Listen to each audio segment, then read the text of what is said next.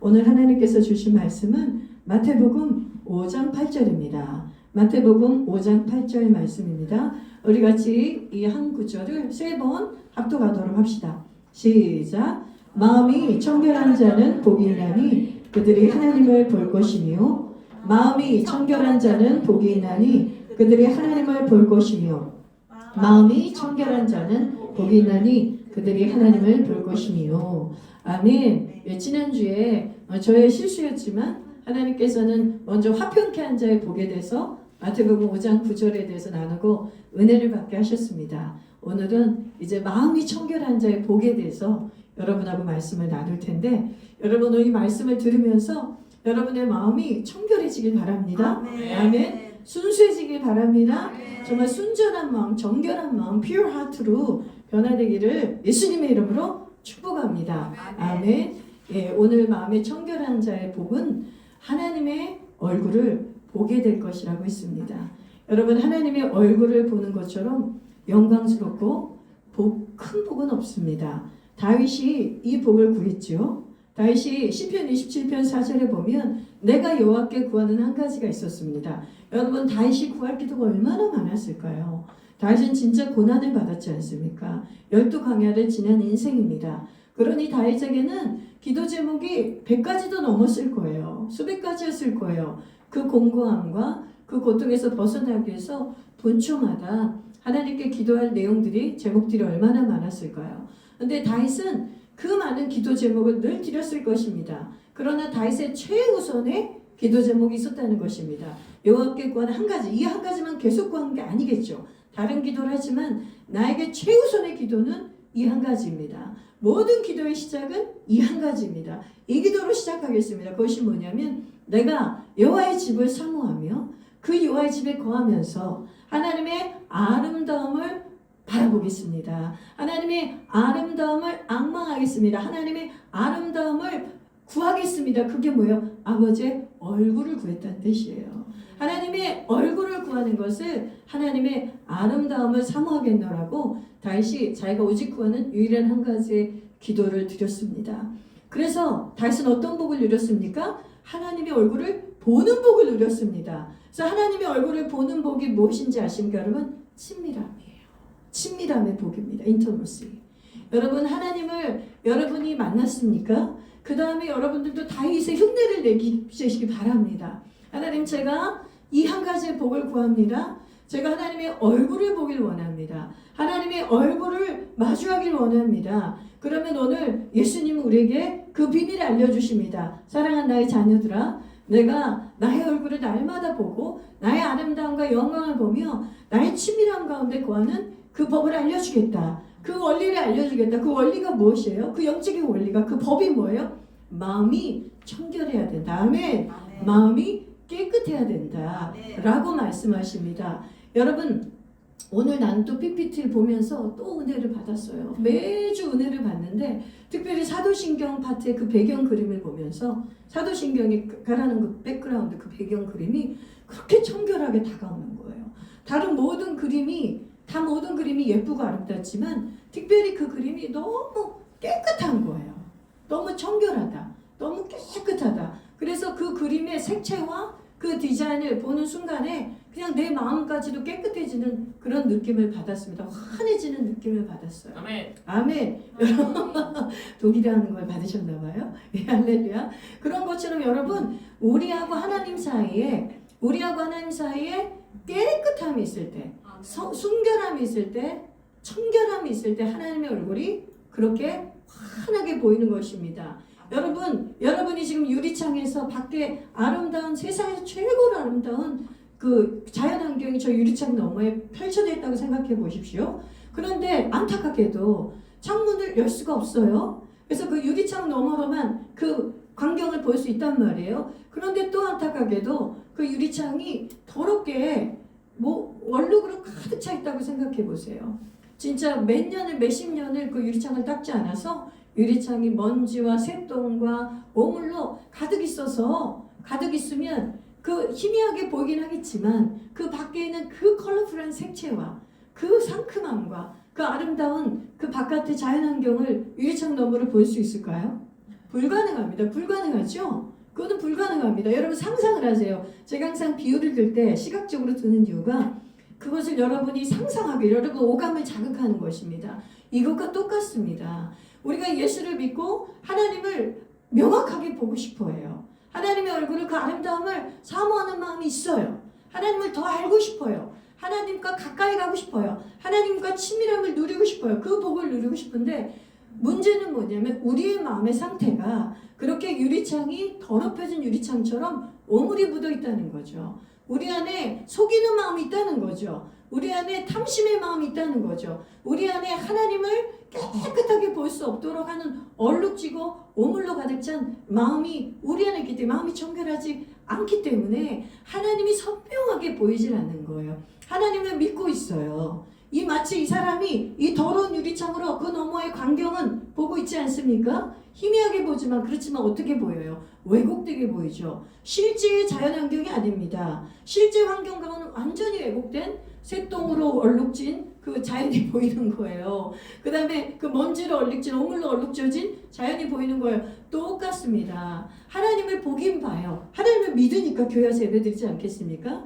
그런데 예배를 드려도 예배를 드리고 말씀을 들을 때도 이상하게 들리는 거예요. 왜곡되게 들리는 거예요. 내 마음이 청결하지 않으면 하나님의 얼굴이 보이지 않으니까 하나님의 음성도 틀리게 들리는 거예요. 하나님이 나에게 보이시는 이 삶의 환경도 나에게는 불투명하게 보이는 거예요. 하나님은 명확하게 말씀하셔도 하나님은 우리를 바라보시면서 우리에게 얼굴을 떼지 않으시고 그 우리에게 귀를 기울이시는 것을 한 번도 멈추지 않으시고 우리를 향하고 계시는데 우리가 마음이 청결하지 않기 때문에 어떤 상태가 되냐면 하나님과 멀어져 버려요. 하나님은 너무 멀리 계세요. 하나님과 나는 친밀함이 없어요. 여러분 이 고통을 겪은 다윗은 어떻게 했는지 아십니까? 울부짖었습니다. 다윗이 이 바세바와 간통을 한 다음에 죄를 짓고 나서 다윗의 이 pure heart, 이 정결한 마음, 이 청결한 마음이 어떻게 됐죠? 더럽혀졌습니다.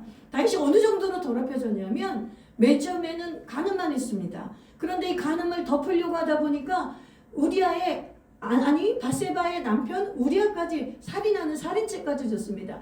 그런데 아이가 태어나서 죽을 때까지의 기간이니까 다윗이 적어도 1년 이상을 아이가 태어나서 죽을 때까지니까 1년 이상을 다윗이 회개하지 않고 이 살인죄를 짓고도 이 간음죄를 짓고도 이 바세바와 매일 바세바를 취하고 이 남편은 죽었으니까 우리아를 죽인 것을 회개하지 않은 채로 1년 이상을 보냈단 말입니다. 그러니 다윗의 심정이 어떤 상태였을까요?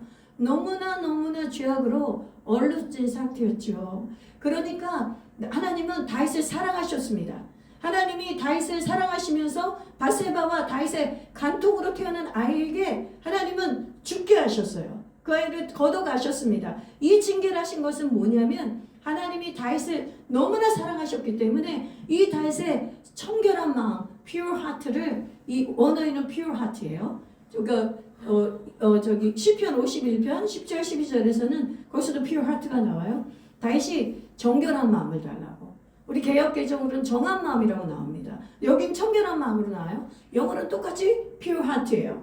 다윗이 회개하고 깨닫게 된 거예요. 나단 선지자가 드디어 자신의 죄를 지적해주자 다윗이 깨닫게 된 거예요. 내가 이 정결한 마음을 잃었노라. 다윗의 시편 51편 4절에 보면 다윗이 뭐라고 말한지 아닙니까? 주님, 하나님, 제가 주의 목전에서 죄를 범하였나이다. 주의 목전은 뭐죠, 여러분? 눈목자예요, 눈목. 내가 주의 눈 앞에서 죄를 범하였나이다. 이 다윗의 고백이 정확합니다. 왜냐하면 다윗은 시편 27편 4절의 삶을 살았던 사람이에요. 날마다 하나님의 얼굴을 구하고 하나님 눈 앞에서 살았던 사람입니다. 시편 16편 8절처럼 살았어요. 주께서 나는 주를 내 앞에 모시며 내가 요동치 아니하리로다. 내가 항상 내 주를 내 앞에 모시며 코람데오의 삶을 살았어요. 코람데오가 주님을 내 앞에 모시고 사는 거예요. 주의 얼굴을 보면서 사는 거예요. 주님의 목전에서 사는 거예요. 그런데 내가 주님의 목전에서 주님의 눈앞에서 이런 무서운 죄를 범했습니다. 그렇게 시편 51편 4절에 고백을 합니다. 그러면 주여 무슨처럼 나의 마음을 정결케 하시고 나의 죄를 도말하여 주십시오. 그러면서 뭐라고 고백하냐면 막 붙잡습니다. 막 매달려요. 어떻게 매달리냐? 매달리는 기도입니다. 이 기도는. 여러분 이 기도는 고상하게 하는 기도가 아니에요. 시편 52편 10절부터 11절 12절에 다윗이 울부짖었던 기도는 고상한 기도가 아닙니다. 주여, 제 마음이 더럽혀졌습니다. 내 마음이 너무나 더럽습니다. 제가 제 마음을 받아 너무 무섭습니다. 제가 어떻게 이 지경이 되었습니까? 제가 어떻게 이런 죄를 짓고도 1년이 넘게 이 여자랑 버섯이 살며 애를 낳으며 행복하게 살 수 있단 말입니까? 이거 자체가 충격인 거예요. 남의 아내를 뺏은 것도 충격인데 그 남편을 죽인 것도 충격인데 더 충격은 뭐냐면 죄에 대한 죄책감이 없이, 죄에 대한 깨달음이 없이 마음이 더럽혀졌기 때문에 회개가 일어나지 않는 겁니다. 회개하지 않은 상태로 멀쩡하게 살았던 거예요. 여러분, 다윗이 결단코 죄책감 가운데 살지 않고 그냥 죄에 대해서 감각을 잃어버리고 산 거예요. 만약에 다윗이 1년 동안 죄책감이 일어났다면 다윗은 회개했을 사람입니다. 회개했을 거예요. 하나님이 경책하시면서 양심을 깨우는 걸 다윗은 알아듣는 사람이란 말이에요. 그러면 자기가 간음죄를 지고 살인죄를 졌어도 분명히 회개할 수 있었을 거예요. 그런데 얼마나 마음이 둔해져 버리고 얼마나 마음이 감각을 잃었으면, 마치 나병 환자가 감각을 잃으면 살이 썩어 들어가도 모르지 않습니까?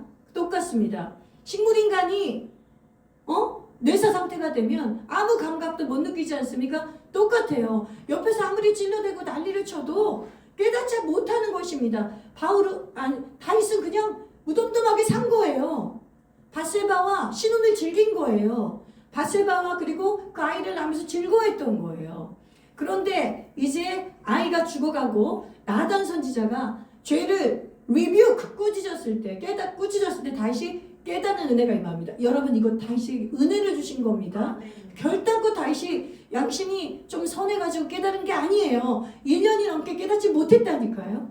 여러분, 하나님이 기다렸지만 다윗은 깨닫지 못했습니다. 그러니 하나님이 이 다윗을 이대로 두고 볼 수가 없습니다. 하나님은 다윗을 이 땅의 일개 왕으로 부르신 수준이 아니에요. 다시 오실 메시아 예수 그리스도의 오실 표상으로 다윗을 주셨고, 다윗이 이 통일 이스라엘을 완성해서 모든 이스라엘의 후대 사람들과 예수를 믿는 모든 사람들이 다윗 왕을 보면 예수 그리스도 메시아, 오실 메시아의 표상으로 이 부르심을 완성해야 될 사람이었습니다. 믿으십니까? 오직 하나님의 얼굴을 구하는 자. 아멘. 아브라함이 믿음의 조상으로 부르심을 받았다면 다윗은 예배자의 부르심, 예배자의 표상이에요. 하나님 모든 것을 다 잃어도 하나님을 잃지 않겠다. 모든 것을 내가 다 잃어도 하나님의 얼굴을 구하겠다. 이것이 다윗의 부르심이었어요. 그래서 하나님이 다윗을 마음에 합한 자라 그런 거예요. 이 한 가지 때문에 다윗이 다른 사람보다 지혜로워서 더 육체가 뛰어나서, 얼굴이 외모가 뛰어나서, 뭐가 출중해서, 지혜와 그 사람의 스펙 아무 소용없습니다. 스펙이 다윗처럼 없었던 사람 없습니다. 7째 아들도 아니고 8째 아들로 태어났고 아버지와 형제들도 인정하지 않았던 말째 아들이었어요. 옛날에 목자는 굉장히 천한 직업입니다. 그러니까 형들은 하기 싫으니까 안 하는 거예요. 형들도 존귀하게 생각하니까 형들은 다른 일을 맡기고 제일 천덕꾸러기 같은 다윗에게 이 목동의 역할을 맡긴 거죠. 여러분, 이 다윗이 세상에서 가장 비천한 자예요. 그런데 하나님이 하시는 일 여러분 아시죠? 고린도전서 1장 16절부터 나오지 않습니까? 너희 중에 문벌 좋은 자가 많지 않다. 너희 중에 지혜로운 자가 많지 않다. 너희 중에 가문이 뛰어난 자가 있느냐? 너희 중에 그렇게 똑똑한 자가 있느냐? 내가 가난한 자를 불러서 부유한 자를 부끄럽게 하며 내가 미련한 자를 불러서 지혜 있는 자를 부끄럽게 하겠다. 내가 약한 자를 불러서 강한 자들에게 하나님이 하시는 것을 보여주겠다. 하나님, 우리가 약할수록, 우리가 부족할수록 하나님의 영광이 나타나는 것입니다. 믿으십니까? 다윗이 그렇게 부르심을 받은 거예요. 그런데 하나님이 다윗에게 그 영광을 주었을 때 다윗이 이 죄를 짓게 된 것이죠. 이 청결한 마음을 잃은 것이죠.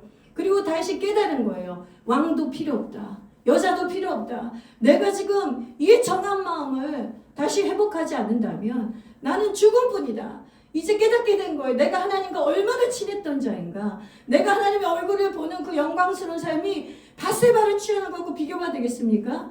여러분, 이제 다윗은 번개처럼 깨달았을 거예요. 회개형이 임하니까 번개처럼 깨달았을 거예요. 세상에 내가 이 구정물을 먹으면서 내 마음이 이 청결한 상태로 하나님이 주시는 날마다 그 영생수와 그 사랑과 진리의 말씀을 따라 살았던 그 삶을 내가 버린 거 아닙니까? 완전히 버린 거잖아요. 그리고 음욕을 따라 정욕을 따라 그 여자가 너무나 많았음에도 불구하고 자기 주변에 첩이 너무나 많고 아내들도 너무나 많고 하나님이 나단을 통해 얘기했습니다. 네가 더 원했으면 한 트럭도 더 줄 수 있었다.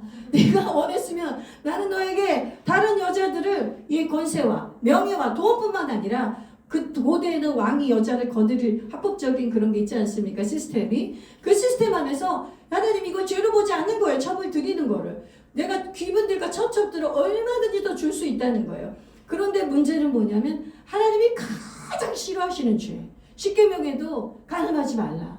간음하지 말라. 하나님 앞에 이 간음의 죄를 저지르면서 이 다윗이 살인죄까지 저지르는 이 끔찍한 이 죄를 저지르고 말았다는 것입니다. 근데 하나님은 다윗을 포기하지 않았어요. 여러분 하나님 우리에게도 마찬가지십니다. 우리에게도 하나님이 우리에게 청결한 마음을 요구하시고 다시 너희가 정한 마음을 다시 갖기를 기도하라. 이렇게 말씀하신 건 뭐냐면 다윗 왕처럼 사명을 완수하고 다윗이 받아야 될 그 영광을 다윗이 빼앗기지 않게 해주려고. 아멘. 다윗이 받아야 될 그 승리와 면류관을 빼앗기지 않게 해주려고 하나님은 우리에게도 오늘도 이 pure heart 정결한 마음을 구하라고 우리에게 촉구하십니다. 다윗이 매달렸어요. 정결한 마음을 주세요. 이제 다시 깨달은 거죠. 자신이 정결한 마음을 창조할 수가 없다는 거예요. 자신의 힘으로 회개할 수 없다는 걸 깨달은 거예요. 회개도 하나님이 주셔야 되고 회개의 은혜도 하나님이 주셔야 되지만 회개하고 용서함을 받아서 내 마음이 정결해지는 게 내 마음이 정결해지는 게 주님이 다시 이 마음을 주셔야 된다는 걸 믿으십니까? 아멘. 여러분도 믿으십니까? 아멘. 여러분도 이것을 믿으시고 다윗처럼 이 정결한 마음을 간절히 구하시길 바랍니다. 아멘. 그리고 정직한 영으로 새롭게 해달라고 합니다. 그리고 뭘 기도하냐면 성령님 나에게서 떠나가지 말아달라고 사정합니다. 여러분 정결한 마음을 잃어버리면 정직한 영을 잃어버리면 성령님이 나랑 머무실 수가 없다는 거예요. 성령님이 나와 함께 하실 수가 없어요. 그러니 우리의 마음은 성령님이 떠나가는 우리의 마음은 다시 옛날에 예수 믿기 전에 그 황폐한 땅입니다. 그냥 불모지입니다. 사람이 살만한 곳이 못 돼요. 너무나 비참한 것이에요. 여러분 한번 비춤을 받고 예수님을 떠난 자들 하나님을 배반하고 떠나면 7 귀신이 온다고 하지 않았습니까? 그 방이 청소되었다 할지라도 그 자가 다시 죄를 짓고 하나님의 말씀 앞에 서서 청결한 마음으로 살지 못하면 말씀 앞에 순종하지 못하면 7 귀신이 와서 그 사람을 차지한다고 예수님이 말씀하셨어요. 그러니 이 다윗은 이제 영적 실존을 봐버린 거예요. 자신의 영적 현실을 본 거예요. 다 필요 없는 거예요. 다 필요 없는 거예요. 지금 나에게 가장 데스퍼레이트하게 필요한 건 뭐냐면 이 정결한 마음을 되찾아서 하나님을 다시 보는 게, 하나님을 다시 보는 삶을 너무나 원하는 거예요. 여러분 이것이 가장 큰 복인 것을 다시 깨닫고 회개하기 시작한 것입니다. 여러분 우리가 오늘 이 은혜가 있길 원합니다. 여러분 우리 다 지금 청결한 상태 아닙니다. 인정하셔야 됩니다. 인정하셔야 돼요. 우리가 청결한 마음의 상태가 아니라는 거를 뭐를 우리가 바로미터가 되냐면 여러분이 지금 하나님하고 막 너무 친해가지고 하나님의 얼굴을 보면서 막 어쩔 줄 모르면서 매일 성령님과 동행하며 하나님의 음성이 실시간으로 들리고 그분의 들리는 음성에 실시간으로 순종하고 이런 삶을 여러분이 충만하게 살고 계세요. 성령 충만하게? 아멘. 그런 마음이 청결한 것입니다. 그런데 만약에 여러분이 그렇지 않고 내 안에 아직도 하나님을 바라보기보다는 내 상황이 바라보이고 내가 아직도 하나님만 보여야 돼요. 하나님만 보이기 때문에 다른데 내 눈길이 빼앗기지 않기 때문에 마음이 계속 유지가 되는 거예요. 청결한 마음이. 여러분 하나님만 보는 우리 눈길이 빼앗겨버리면 얼굴을 보는 눈길이 빼앗기면 우리의 마음은 금세 오물로 오염됩니다. 오염돼요. 우리의 마음은 굉장히 연약합니다. 우리의 마음은 절대 강하지 않습니다. 그분의 얼굴에서 나오는 그 빛으로 계속 반사를 받는 그 상태가 유지될 때 우리의 마음이 청결한 마음 유지가 되는 거예요. 여러분 여기 우리 말씀 한번 시편 말씀 우리 24편 3절에서 6절 말씀 한번 볼까요? 24편 3절에서 6절 말씀 우리 한번 읽어보겠습니다. 시작. 여호와의 산에 오를 자가 누구며 그의 거룩한 곳에 설 자가 누구인가? 그 손이 깨끗하며 마음이 청결하며 뜻을 허탄한 데에 두지 아니하며 거짓 맹세하지 아니한 자로다. 그는 여호와께 복을 받고 구원의 하나님께 의를 얻으리니 이는 여호와를 찾는 족속이요 야곱의 하나님의 얼굴을 구하는 자로다. 아멘. 아멘. 오늘 이 말씀이 시편 24편 3절 6절 말씀이 오늘 마태복음 5장 8절 마음이 청결한 자의 복을 조금 더 확대해서 설명해놨다고 생각하면 됩니다. 딱 그겁니다. 그 딱 확대 버전이에요. 그래서 여기 나와 있죠. 여호와의 산에 오를 자, 그 거룩한 곳에 설 자. 한마디로 저 질문은 뭐냐면 여호와의 얼굴을 볼 자가 누구인가? 라고 묻는 것입니다. 그걸 뭘 보고 알 수 있냐면 이 6절을 보면 알 수 있어요. 이렇게 하나님의 거룩한 곳에 올라서 하나님과 교제하고 예배하는 자는 하나님의 얼굴을 구하는 자라고 결론이 나 있지 않습니까? 오늘 시인이 우리에게 도전하는 겁니다. 누가 하나님의 얼굴을 매일 볼 것인가? 누가 하나님의 얼굴을 매일 볼 것인가? 그분의 성산에 누가 매일 오를 것인가? 손이 깨끗하며 마음이 청결하며 뜻을 허탄한 데 두지 아니하며 거짓 맹세하지 아니한 자로다. 다시 말하면 마음이 청결한 자 여러분 초점을 맞추십시오. 마음이 순전하고 정결하고 깨끗하면 저 행위들이 다 따라오게 됩니다. 그 뜻이 허탄한 데 굴복하지 않습니다. 악한 자의 꾀를 또 쫓아가지 않습니다. 오만한 자의 자리에 앉을 리가 없어요. 그리고 거짓 맹세하거나 속이는 말을 할 리가 없습니다. 손으로 불의한 일을 행할 리가 없습니다. 그래서 행위를 볼 것이 아니라 우리의 마음의 상태를 하나님은 우리에게 오늘 물어보시는 것입니다. 너의 행위가 어떠하냐? 우리의 행위를 물론 달아보신 하나님이시지만 우리 행위 전에 반드시 우리의 심령과 폐부를 감찰하시는데 하나님은 오늘 우리에게 말씀하시는 것이죠. 너의 심령과 폐부를 내가 보니 내가 너에게 하나님의 얼굴을 보는 복을 내가 더 너에게 주고 싶으니 너희는 청결한 마음을 청결하게 하라. 아멘. 마음을 깨끗하게 하라. 이렇게 지금 말씀하고 계십니다. 마음이 깨끗하지 않으면 청결하지 않으면 하나님과 교제하는 게 불가능한 거예요. 그래서 우리가 드리는 기도나 우리가 드리는 모든 예배 행위가 하나님 앞에 헛것으로 나는 열심히 드린다고 하지만 나는 최선을 다해서 한다고 하지만 하나님이 받으실 수 없는 예배가 된다는 것이죠. 여러분 우리가 상상해 보십시오. 다윗이 1년 동안 그렇게 밧세바와 범죄 상태로 회개하지 않은 상태에서 예배를 드렸을까요? 안 드렸을까요? 드렸죠. 예배는 드렸죠. 절기를 지켰을까요? 안 지켰을까요? 절기를 지켰죠. 왕인데 절대로 예배를 안 드리거나 절기를 안 지킨 일은 없었을 것입니다. 그런데 다윗이 뭐라고 고백하면 시편 51편의 후반부에 보면 하나님은 제사를 원치 않으시며 상한 심령의 제사를 원하신다. 온전한 제사를 원하신다. 다윗이 뭐냐면 분명히 육신적으로 종교적으로 제사는 드렸단 말입니다. 절기도 지켰단 말입니다. 근데 자기 입으로 고백하잖아요. 온전한 제사를 제가 못 드릴 거예요. 하나님이 제물을 받거나 양과 소나 이 짐승의 제사를 기뻐하지 않으시고 하나님이 상한 심령의 제사를 기뻐하신다고 고백한 건 자기가 그런 짐승의 제사는 드렸지만 그 종교행위는 했지만 상한 심령의 제사를 못 드렸다는 것이죠. 상한 심령, 마음이 청결한 자의 그 상태로 하나님께 온전한 제사를 못 드렸다고 회개하는 거예요. 아멘. 여러분 이것이 지금 우리가 오늘 기도를 드려야 됩니다. 오늘 거룩한 산은 여호와의 산에 오르는 한 가지의 목적은 그분의 얼굴을 보며 예배하는 것입니다. 아멘. 아멘. 그래서 하나님이 우리에게 오늘 촉구하세요. 너희가 예배자로 오느냐? 너희가 나를 예배하느냐? 가정 예배하느냐? 좋다. 잘한다. 너희가 이렇게 주일날 같이 예배하느냐? 잘한다. 너희가 줌으로 예배하느냐? 잘하고 있다. 하나님 예배드린 거 기뻐하십니다. 그런데 하나님이 온전하게 하고 있느냐? 다시 한번 우리에게 질문하시는 것입니다. 왜냐하면 내가 너희에게 그 온전한 예배를 받아서 뭐를 주고 싶은 거예요? 복을 주고 싶으신 거예요. 아멘. 우리 다 같이 아멘. 그 하나님께 하나님의 의를 얻게 하고 싶은 거예요. 이 우리 예배자들에게. 그래서 너희들이 어떤 족속이냐면 너희들은 이 세상에 있는 수십억의 다른 인구들과 달리 여호와를 찾는 족속이다. 나의 족속이다. 여호와의 족속이다. 아멘. 하나님의 백성이다. 그리고 하나님의 얼굴을 구하는 족속이다. 아멘. 이 은혜를 주고 싶어서 그러시는 것입니다. 믿으십니까? 그래서 우리 다시 오늘 이 말씀을 듣고 다윗처럼 정한 마음이 내 안에 흐려지고 더럽혀진 것이 있는지 또 돌아보고 회개하고 다윗처럼 이 정결한 마음을 구하는 저 여러분 됩시다. 아멘. 두 번째를 다시 보고 이제 두 번째까지 하고 말씀을 마무리하겠습니다. 여러분 디모데후서 2장 20절 22절의 말씀을 봅시다. 디모데후서 2장 20절 22절 다 같이 큰 소리로 읽어볼까요? 시작.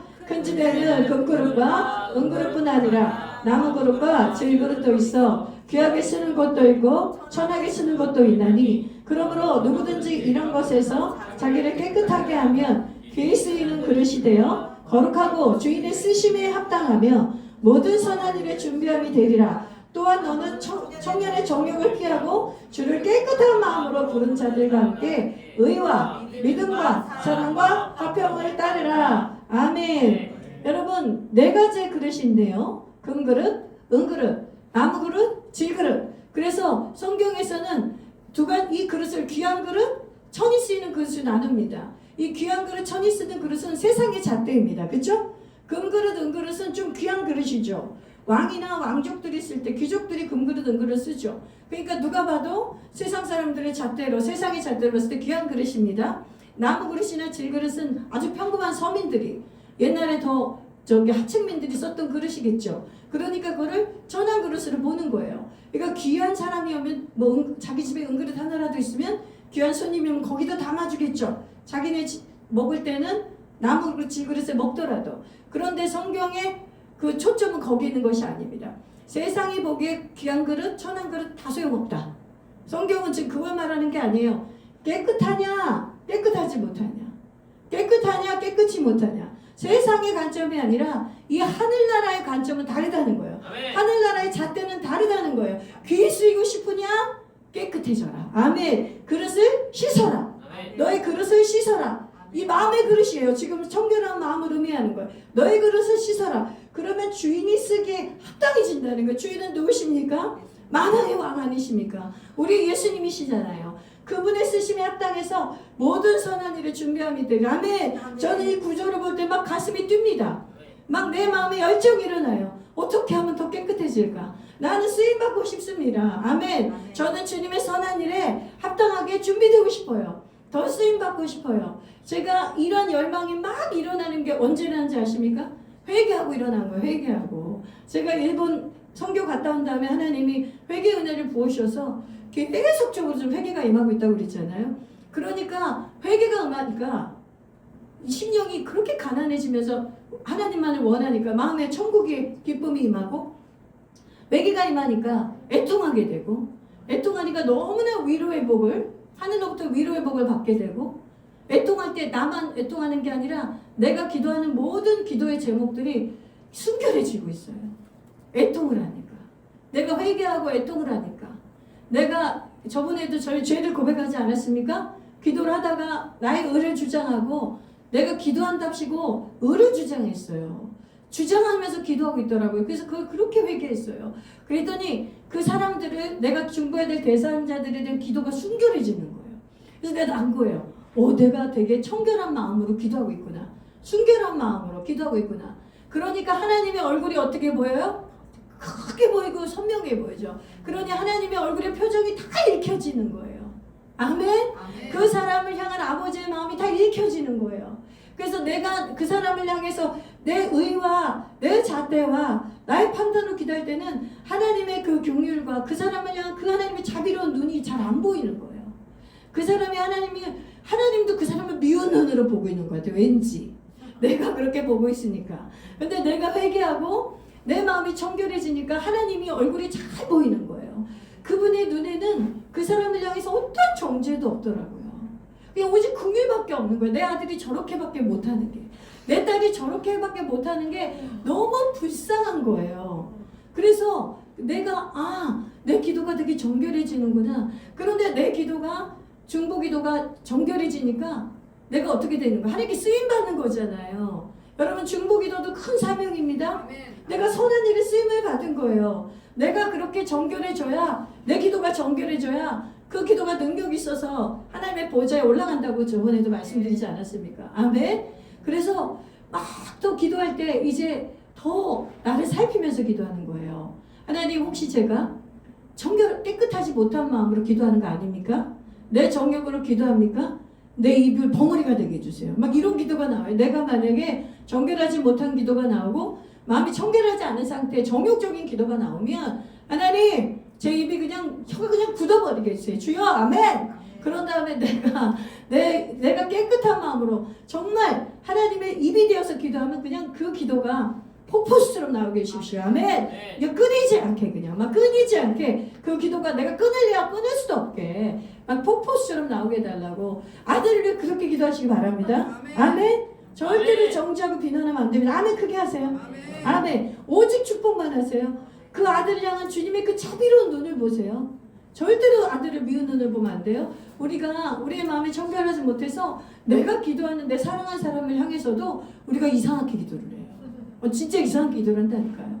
그런데 여러분 하물며 기도도 그런데 주님이 선한 일에 준비함이 된대요. 깨끗해져야. 여러분 우리 주님 일 좀 합시다.